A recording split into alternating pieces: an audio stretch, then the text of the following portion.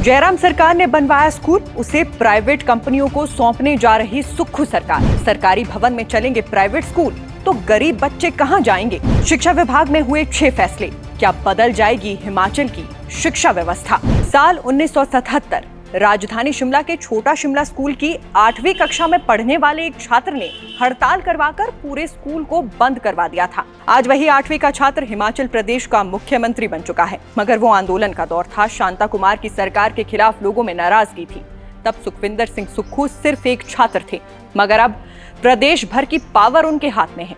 सीधा आदेश देने और काम करवाने की शक्ति है। इसीलिए मुख्यमंत्री कार्यालय से धड़ाधड़ फैसले लिए जा रहे हैं। कल हुई कैबिनेट मीटिंग में भी शिक्षा विभाग से जुड़े 6 अहम फैसले लिए गए हैं। लेकिन क्या ये वही फैसले हैं जो स्कूल के बच्चों की जरूरत थी? बताएंगे पूरी कहानी कि शिक्षा विभाग में कौन कौन से बदलाव होंगे। शिक्षकों की मनमानी ट्रांसफर पर क्यों लगी रोक? क्या निजी कंपनियों को बेच दिए जाएंगे अटल आदर्श विद्यालय? क्या है राजीव डे बोर्डिंग स्कूल की योजना? वीडियो को अंत तक देखिएगा और अगर जानकारी अच्छी लगे तो वीडियो को शेयर और YouTube फेसबुक चैनल को लाइक सब्सक्राइब जरूर कीजिएगा। HRTC के बस ड्राइवर का बेटा दूध बेचकर अपने घर परिवार का गुजर बसर करता था। स्कूल में रोजाना उसे मार पड़ती थी। पढ़ाई लिखाई में ज्यादा तेज नहीं था तो स्कूल से भागकर फिल्म देखने भी जाया करते थे। ये किस्से हैं मुख्यमंत्री सुखविंदर सिंह सुक्खू के, जो धरातल से जुड़ी अमूमन हर समस्या को जानते हैं, समझते हैं। हिमाचल प्रदेश की ध्वस्त पड़ी शिक्षा व्यवस्था को ठीक करने के लिए सरकार ने कौन कौन से 6 बड़े फैसले किए हैं, पहले उनकी बात कर लेते हैं।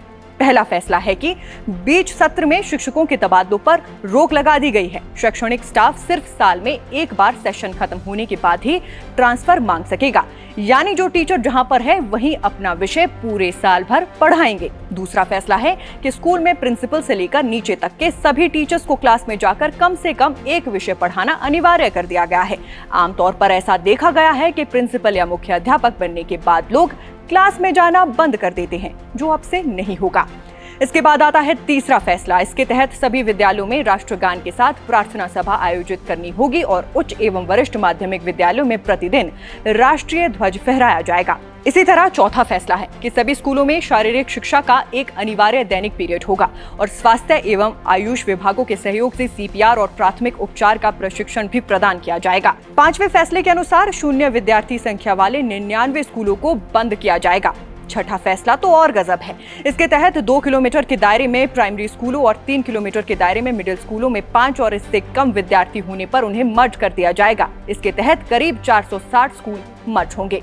अब सरसरी नजर से देखा जाए तो सुक्खू सरकार द्वारा लिए गए पहले 4 फैसले जरूरी भी लगते हैं और स्वागत योग्य भी लगते हैं, मगर सरकारी स्कूलों को बंद करने और स्कूलों को मर्ज करने वाला फैसला दुर्गम स्थानों पर रहने वाले छात्रों के लिए मुसीबतें खड़ी करेगा। हिमाचल प्रदेश में जहां पहले कहा जाता था कि एक बच्चे के लिए भी वीरभद्र सिंह की सरकार स्कूल खोलेगी, इसे पूरा किया पूर्व मुख्यमंत्री जयराम ठाकुर ने, ताकि पहाड़ी क्षेत्र के बच्चों को घंटों पैदल चलकर स्कूल नहीं जाना पड़े। ठीक वैसे ही प्लानिंग थी जैसे जापान में सिर्फ एक बच्चे को स्कूल पहुंचाने के लिए ट्रेन चलाई जाती थी, मगर हिमाचल में इसका ठीक उल्टा हो रहा है। क्योंकि अगर किसी स्कूल में कम बच्चे हैं तो इसमें बच्चों की क्या गलती है? वो अपने स्कूल को छोड़कर 5 किलोमीटर दूर दूसरे स्कूल में क्यों पढ़ने जाएं?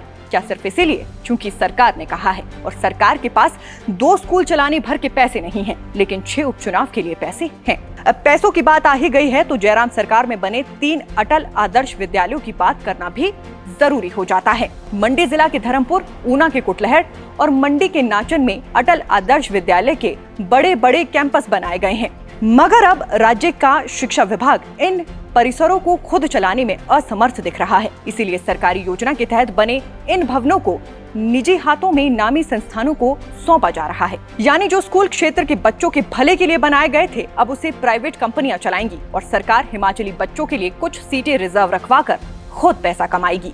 अब हुई ना व्यवस्था परिवर्तन वाली बात। खबरों में लंबे वक्त से इस बात की चर्चा हो रही थी कि हिमाचल में अटल आदर्श योजना बंद होगी और Rajiv Gandhi day boarding school की नई योजना पर कार्य किया जाएगा। अब ये नई योजना कैसे गरीब बच्चों के पठन पाठन में सहायक होगी, ये तो आने वाला समय ही बताएगा। बहरहाल आप दर्शकों की इस पूरी रिपोर्ट पर क्या राय है, हमें कमेंट बॉक्स में बताइएगा। फिलहाल के लिए बस इतना ही। नमस्कार।